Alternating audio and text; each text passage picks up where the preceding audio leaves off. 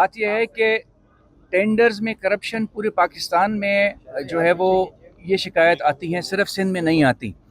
دوسری چیز یہ کہ ٹرانسپیرنسی انٹرنیشنل کی رپورٹ عام طور پہ مختلف لوگوں سے پوچھ کر یا پرسیپشن پہ بھی بعض دفعہ بیسڈ ہوتی ہے، اسٹیٹسٹکس اس میں کم ہوتے ہیں۔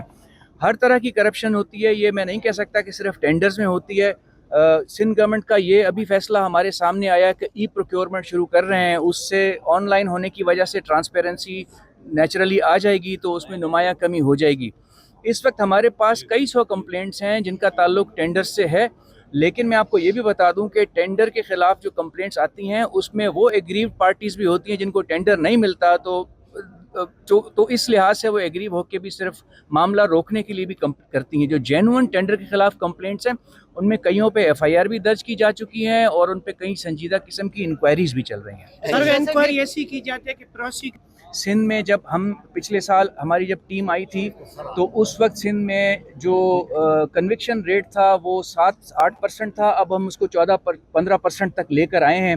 جو میں نے آپ کو گزارشات کی، ایک بہتر ٹیم، بہتر ٹیکنالوجی، بہتر قوانین لانے کا، اس کا مقصد بھی یہی ہے کہ کنوکشن ریٹ میں اضافہ کیا جا سکے۔ تو باور یہ کرانا چاہتا ہوں کہ سندھ گورنمنٹ اور ہمارے منسٹر صاحب، ہماری ٹیم اس بات پر سنجیدگی سے کام کر رہی ہے کہ کنوکشن ریٹ کو بہتر بنایا جا سکے۔ شاہ صاحب یہ بتا دیجئے کہ جو ہے اکاؤنٹیبلٹی کا